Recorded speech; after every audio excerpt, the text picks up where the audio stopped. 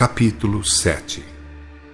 Do discípulo sai o mestre, assim como do pequenino sai o adulto. Pouca gente, entretanto, sabe aquilatar a importância do devido preparo.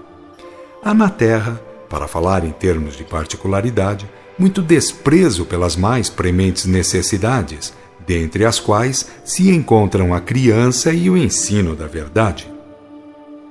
As religiões clericais forjam fregueses para mais tarde, quando lidam com a massa amolgável que é a criança.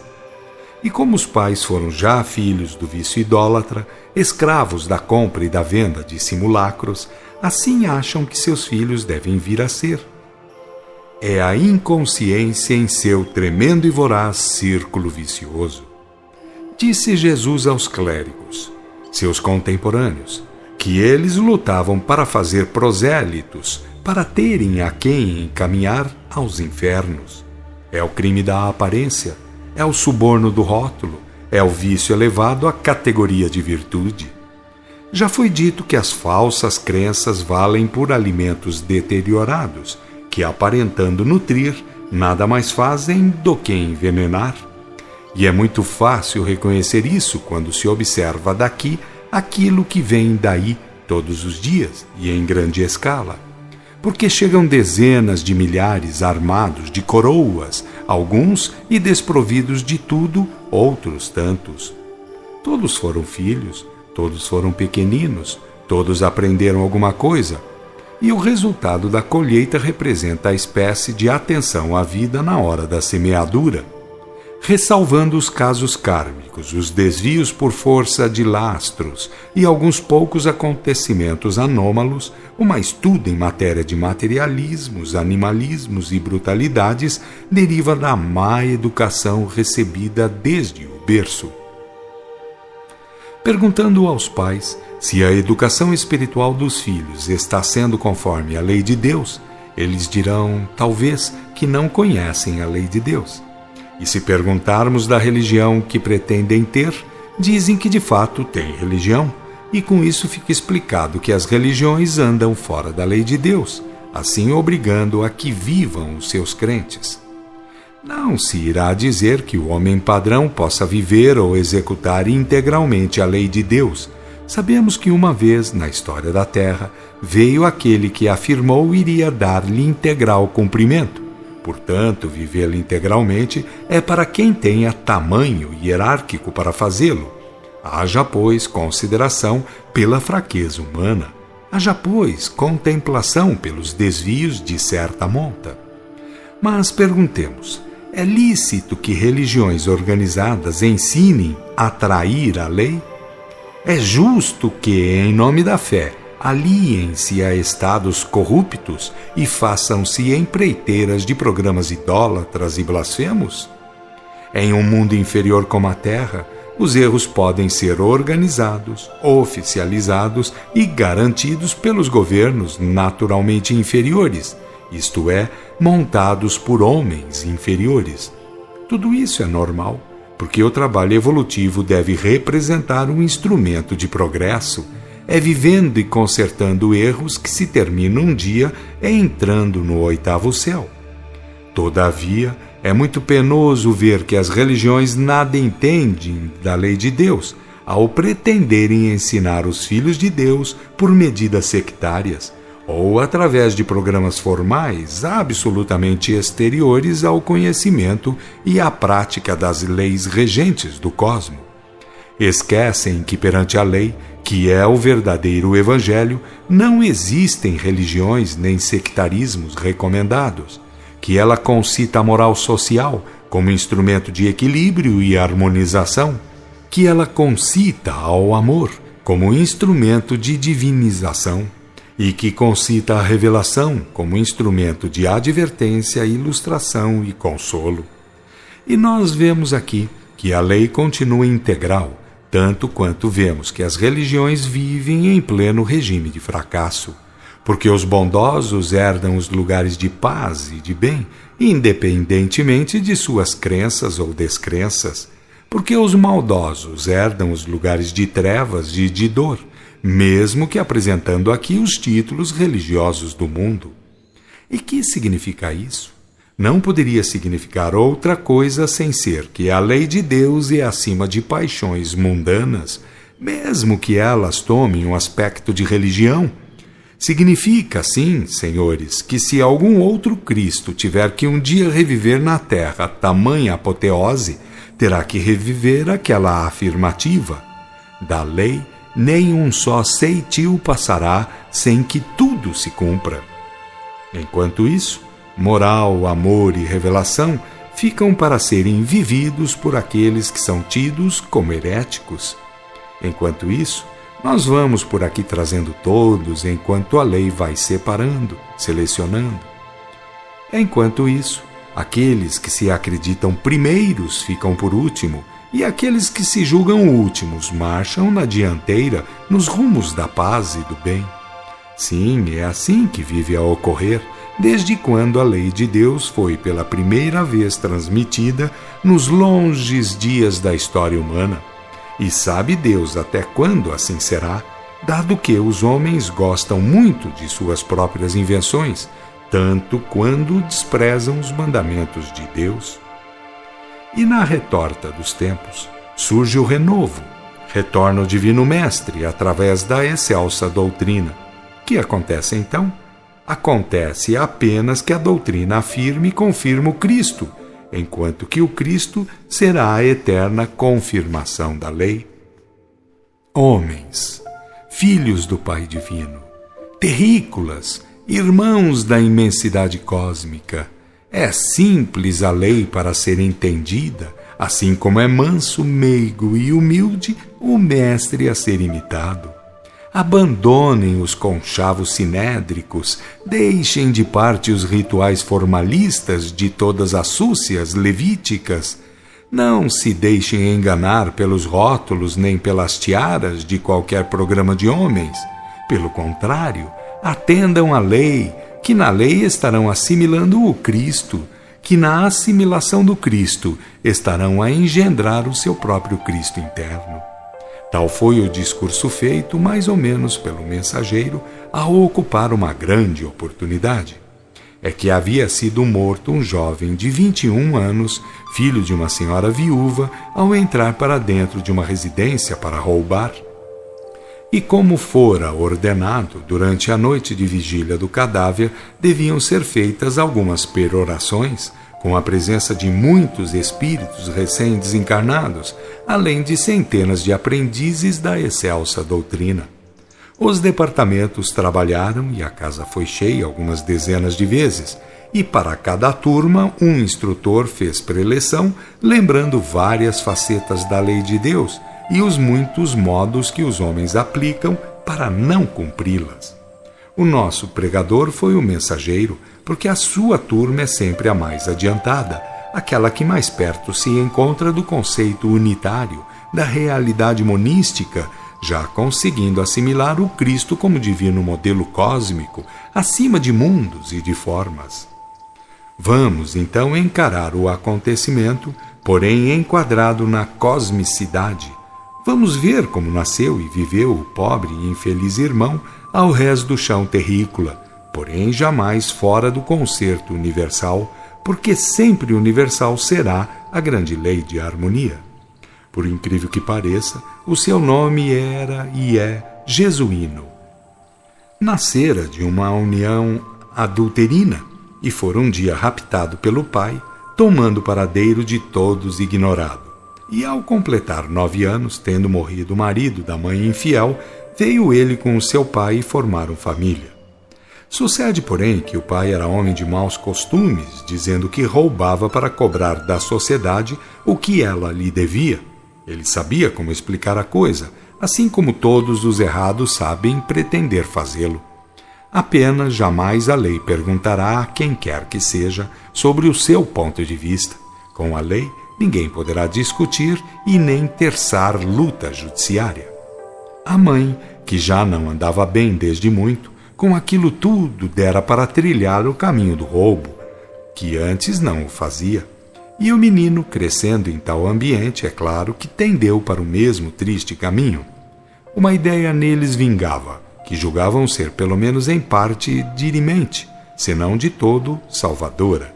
Eram religiosos a seu modo e gosto, ofereciam suas quitandas diante dos altares, distribuíam esmolas a alguns pobres e nas festas concorriam com o que achavam de concorrer.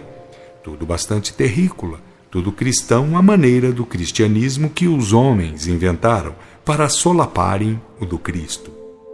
Eis que vai descendo por uma corda para abrir a porta da casa a ser roubada, a fim de que seu pai e mais um colega entrassem, quando um tiro ecoou e um corpo tombou pesadamente no solo.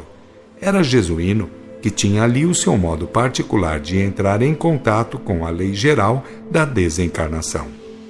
O mundo fechou em parte o seu capítulo, enquanto que o plano astral teve o seu novo capítulo a fornecer. Jesuíno morreu, Jesuíno continuou a viver.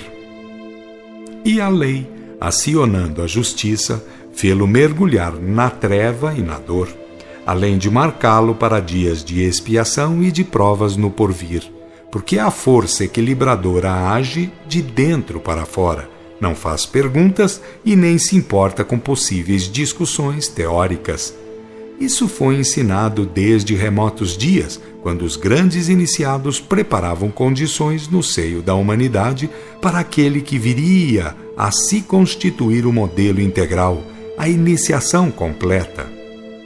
Quem, entretanto, está disposto a conhecer a verdade? Quem, todavia, deseja penetrar a inteligência do Cristo?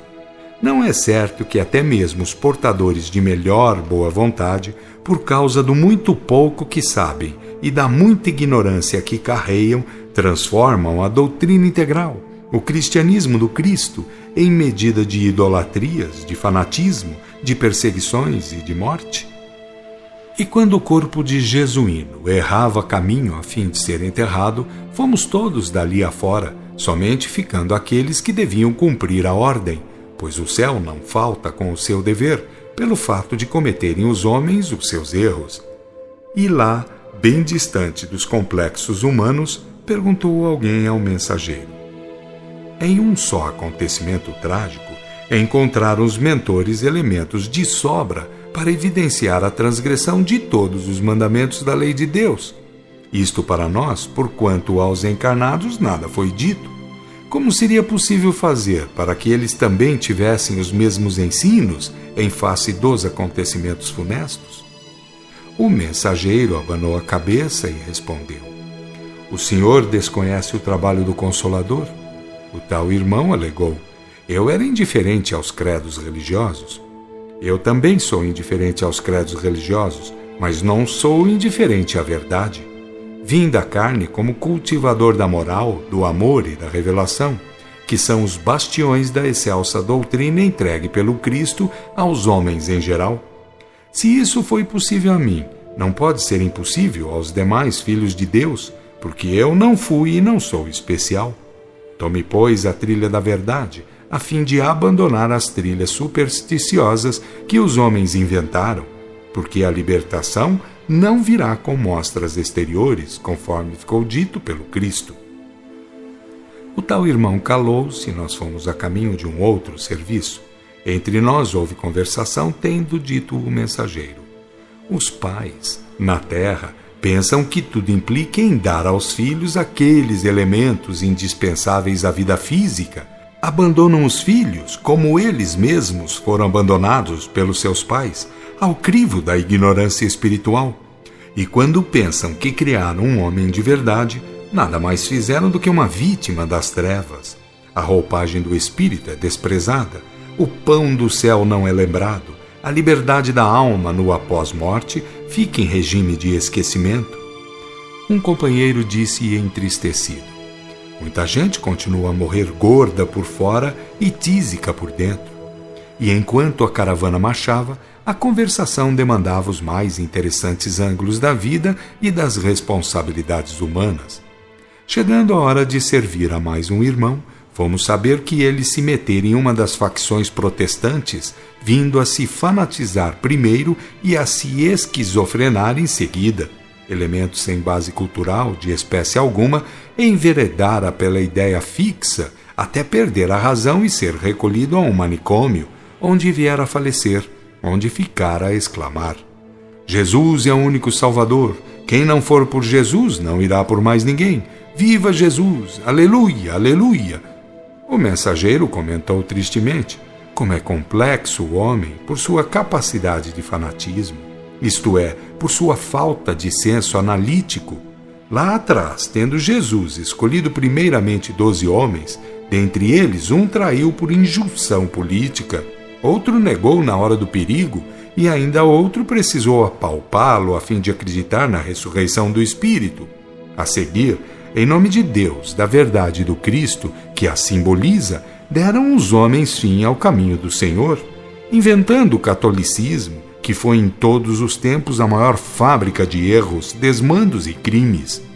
A seguir, chegando a hora da reposição das coisas no lugar e devendo obedecer a processo evolutivo, foram os homens ficando nas etapas, foram estagnando nos degraus, dando em fanatismos, não sabendo que Wycliffe, Hus, Lutero, Giordano Bruno, Kardec, etc., foram fazendo evoluir a restauração, trabalharam em linha reta a bem do retorno do batismo de Espírito ao seio da humanidade, não estando o programa ainda completo, porque Kardec deixou a codificação para ser completada conforme a ordem da diretoria planetária que lhe fora transmitida.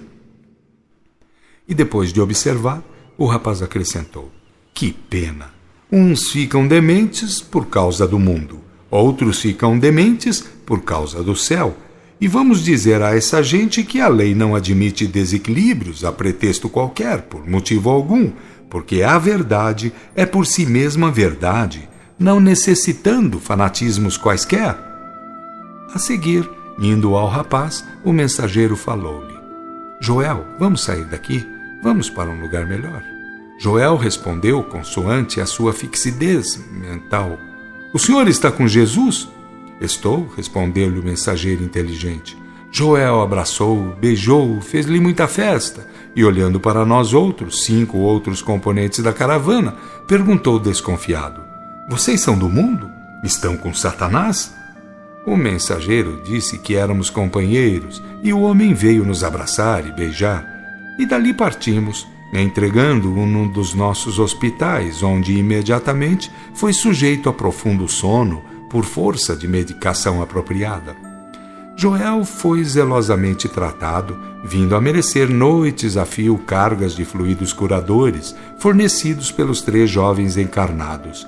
Fora preciso fazer a permuta de fluidos, a troca de elementos eletromagnéticos, em estado de dormência, até poder ser acordado, até vir a reconhecer o estado.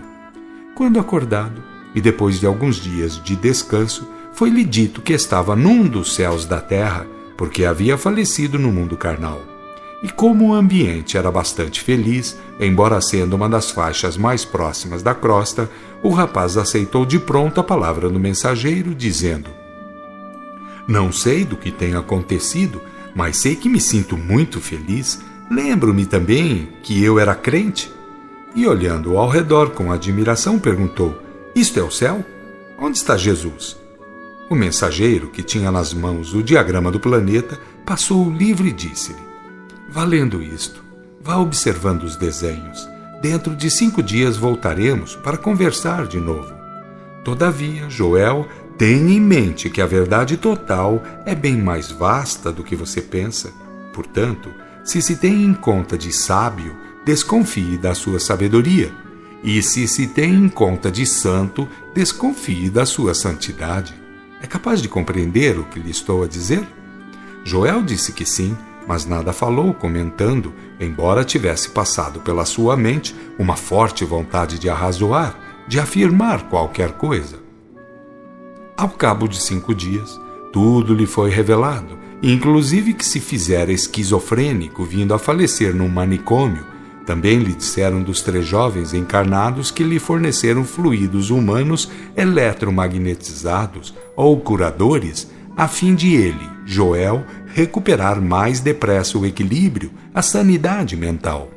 São crentes? Perguntou Joel, algo duvidoso.